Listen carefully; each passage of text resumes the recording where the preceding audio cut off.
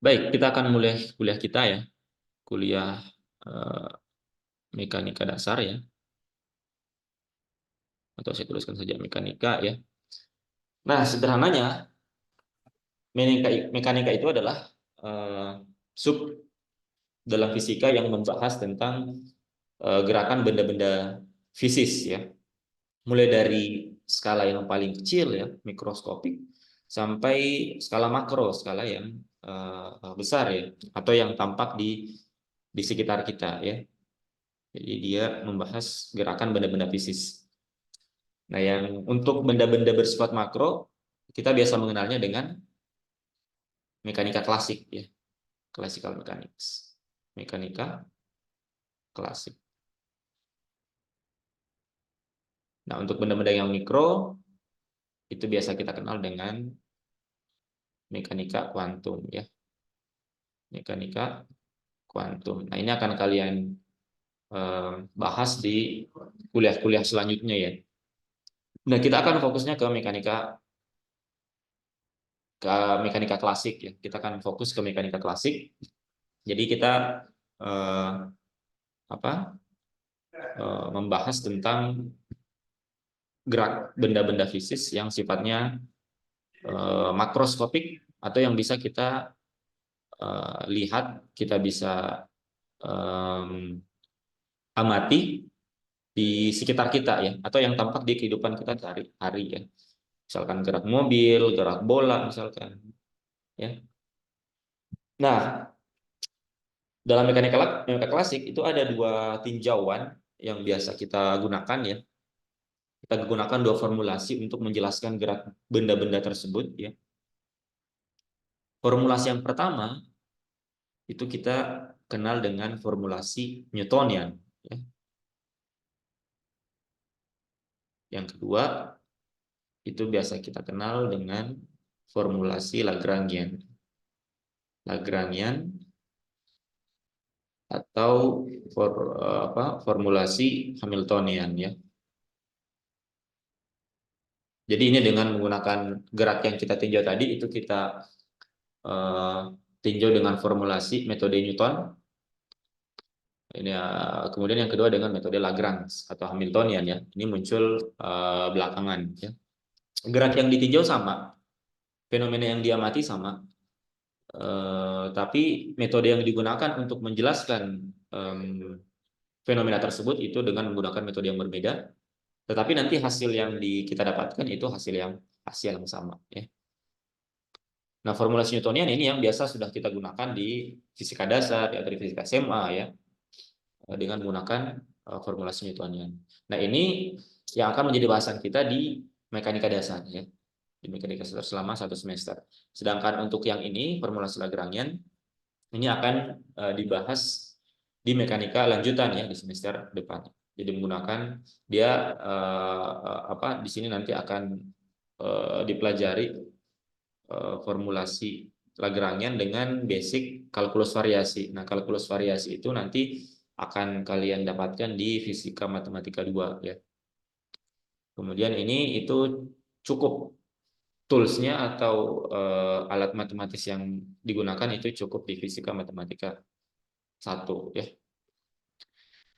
Nah, di mekanika sendiri itu ada dua sub pokok besar yang dibahas. Yang pertama itu kinematika ya. Ini kita review dulu. Saya kira ini kalian sudah familiar ya di fisika dasar. Kemudian yang kedua itu adalah dinamika ya. Kinematika partikel misalkan dan dinamika partikel. Nah, kalau yang ini bedanya itu dia kita mempelajari gerak partikel atau gerak benda itu tanpa memperhatikan penyebab geraknya ya. Kenapa dia bergerak itu kita abaikan. Jadi tanpa memperhatikan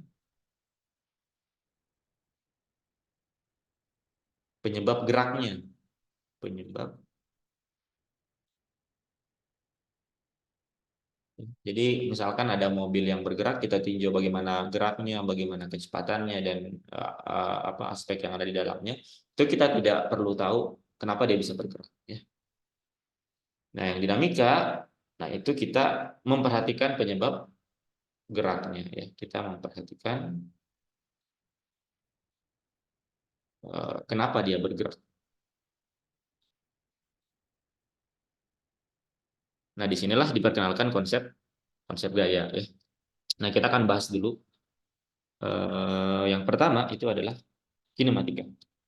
Nah, kita mulai dari yang sederhana, yaitu kinematika benda titik. Ya, kinematika benda titik.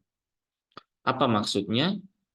Artinya benda yang kita tinjau itu ukuran, bentuk, dan struktur internalnya itu kita abaikan. Ya. Jadi kita anggap benda yang kita tinjau itu suatu benda titik. Jadi dimensinya itu kita abaikan. Misalkan kita tinjau, misalkan apa, mobil, misalkan bagaimana geraknya, itu kita anggap mobilnya itu sebagai benda titik. Ya. Untuk benda selain benda titik, tentunya akan dibahas di bahasan yang lain ya. Nanti kita akan bahas juga. Itu sistem partikel ya. Jadi bentuk dari partikelnya itu kita pertimbangkan. eh, Tentunya satu benda itu memiliki banyak partikel sehingga dia membentuk suatu sistem, sehingga sistem partikelnya kita akan tidak akan abaikan, kita akan tinjau, dan itu mempengaruhi dari eh, gerak dari, misalkan gerak dari sistem partikel tersebut ya. Itu akan kita bahas di materi yang selanjutnya. Nah, kita fokus dulu untuk kinematika benda titik. Nah, kita mulai dengan untuk kasus satu dimensi ya sekarang. Kita mulai dengan kasus satu dimensi ya. Nah, ini kita review kembali materi yang ada di fisika dasar.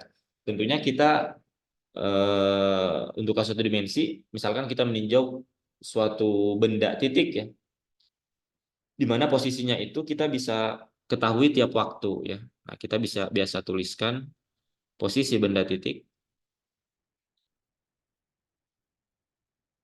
eh, yang kita ketahui atau diketahui tiap waktu ya. Itu biasa kita tuliskan misalkan posisinya itu adalah X, di mana X-nya itu merupakan fungsi dari waktu ya. Jadi kita bisa tahu posisi dari benda tersebut misalkan di 1 second pertama, kemudian di second kedua, ketika 3 second, second dan seterusnya ya. Nah, kemudian dari sini kita bisa dapatkan kecepatannya ya, kecepatan dari benda titiknya atau partikelnya dengan mengukur perubahan posisi terhadap waktu ya, atau perubahan posisi terhadap waktu. Biasanya kita rumuskan delta X perubahan posisi per delta T. Atau secara infinitesimal kita bisa merumuskannya dalam bentuk diferensial ya. Di mana V itu sama dengan turunan X terhadap T atau dx dt. Kemudian dari sini kita bisa dapatkan percepatan ya. Percepatan itu secara infinitesimal itu merupakan turunan dari kecepatan terhadap waktu.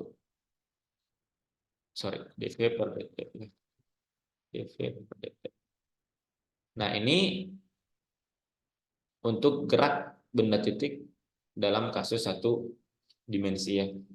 Dan ini saya kira sudah umum kita ketahui di fisika dasar ya. Nah, sekarang kita tinjau untuk kasus 2 dimensi.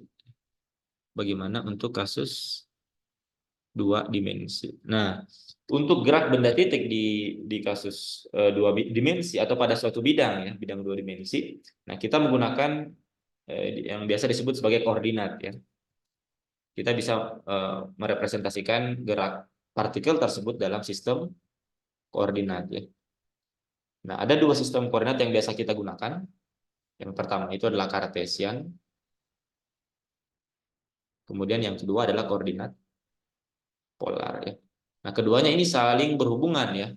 Jadi kita meninjau suatu partikel, misalkan gerak partikel, tapi kita bisa meninjaunya dalam koordinat Cartesian dan juga koordinat polar ya. Partikel yang ditinjau sama, tapi menggunakan koordinat yang berbeda.